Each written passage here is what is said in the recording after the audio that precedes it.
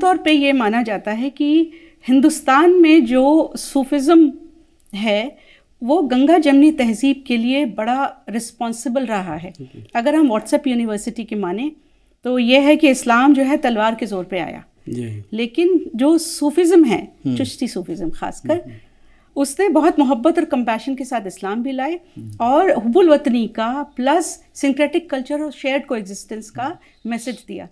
میں آپ سے اس کے بارے میں جاننا چاہتی ہوں کہ آپ کو کیا کہنا ہے. جی, جب سرکار غریب نواز ہندوستان میں تشریف لائے تو ملک کی حالات جو تھے وہ بہت ہی کشیدہ تھے.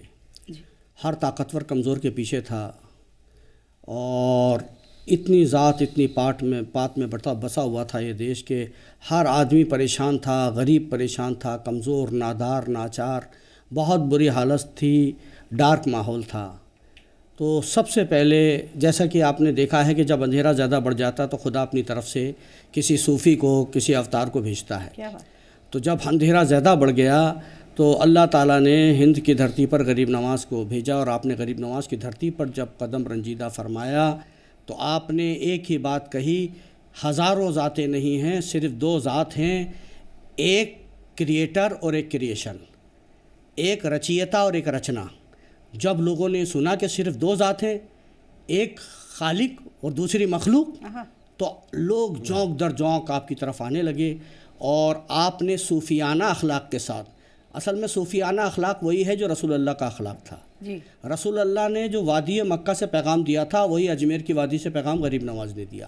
انسانیت کا پیغام, امن کا پیغام, بھائی چارے کا پیغام, اور گنگا جمنی تہذیب کی آپ نے نیو ڈالی. کیا بات. اور ہم چشتیوں کو یہ شرف حاصل ہے کہ لوگ سنسکرتی اور سبھیتا بناتے ہیں محبت کو, لیکن ہم چشتیوں نے محبت کو عبادت بنا دیا اور حب الوطنی کی ایک ایسی مثال پیش کی جو کہ اسلام کہتا ہے کہ وطن کی محبت ایمان کا ستون ہے, پارٹ آف ایمان ہے. یعنی جس نے اپنے وطن سے محبت نہیں کی یعنی وہ بے ایمان ہے. اگر اپنے وطن سے محبت نہیں ہے تو اس وطن کو چھوڑ دو, لیکن اس کی برائی بھی نہ کرو. یہ حکم ہے, ہجرت کر جاؤ مگر برائی نہ کرو. اپنے وطن کی برائی کرنا گویا بہت بڑا گناہ ہے صوفی تصوف میں. تو چشتیوں نے ہندو, مسلم, سکھ, عیسائی کو ایک ڈور میں باندھا اور سب کے ہاتھ میں حب الوطنی کا, پیٹریٹزم کا جھنڈا سب کے ہاتھ میں دے دیا. دیش پریم کا جھنڈا چشتیوں نے پورے دیش کے ہاتھ میں دیا. صرف مسلمانوں سے دیش پریم کی بات نہیں کی, یعنی غریب نواز کی بارگاہ میں جو غیر مسلم آتے ہیں زیادہ تر, ان سے بھی یہی بات ہوتی ہے حب الوطنی کی, دیش پریم کی. اور ہماری درگاہ میں 3 بار دیش کے لیے دعا کی جاتی ہے دن میں, اور دیش کے لوگوں کے لیے. اور سب سے زیادہ آتے بھی جو ہمارے غریب نواز کی بارگاہ میں ہیں وہ نان مسلم ہی آتے ہیں, اور وہی اپنی جھولیاں بھر کے لے کے جاتے ہیں اور پھر دوبارہ آتے ہیں شکریہ ادا کرنے. جی, کیا بات ہے. جب آپ یہ بات کہہ رہے ہیں تو آپ کے چہرے کی رونق میں دیکھ رہی ہوں. اگر آپ دیکھیں تو ان کا گال بھی گلابی ہو گیا, کیونکہ بڑے پیشن کے ساتھ بولتے ہیں, اور یہ صوفی اسکالر ہیں, ظاہر ہے ان کے خزانے میں بہت ساری چیزیں ہیں.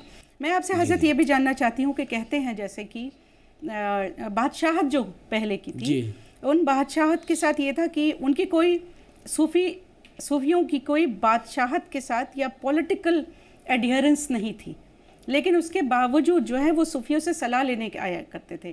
اور صوفیوں کی زندگی میں بھی اور ان کی فوت یا موت کے بعد بھی ان بادشاہوں نے انہیں بڑی عزت بخشی, کیونکہ انہوں نے ہمیشہ لو اینڈ کمپیشن کا میسج دیا.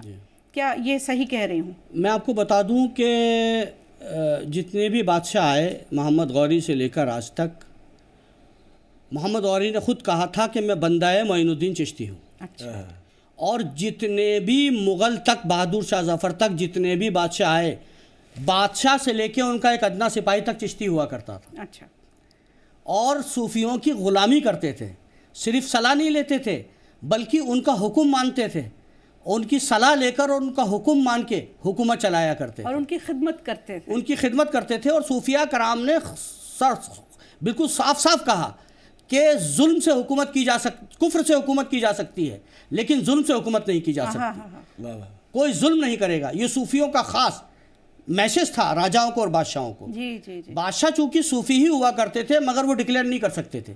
جیسے شمس الدین التمش صوفی تھے, جیسے میں بتا دوں بلبن بھی صوفی تھے, یہ اورنگزیب بھی صوفی تھے اور یہ شاہجہاں بھی صوفی تھے، مگر انہوں نے اپنے آپ کو کبھی صوفی کہا نہیں، کیونکہ یہ بادشاہ تھے، یہ اپنے آپ کو صوفی کہہ نہیں سکتے تھے، کیونکہ صوفی کے لیے ترک ضروری ہے، ترک دنیا، ترک عقبہ، ترک مولا، ترک ترک، مگر یہ تو بادشاہ تھے، دل سے تو صوفی تھے، مگر یہ کہہ نہیں سکتے تھے کیونکہ انہوں نے چاروں ترک کو اختیار نہیں کیا تھا۔ اچھا، لیکن صوفیوں سے یہ صلاح لیا کرتے تھے اور صلاح لے کر ہی حکومت چلایا کرتے تھے، اس لیے وہ دور ہمارے لیے گولڈن دور رہا جب لوگ خوشی خوشی اپنی زندگیاں بسر کرتے رہے، عدل اور انصاف کا دور رہا۔ کیا بات۔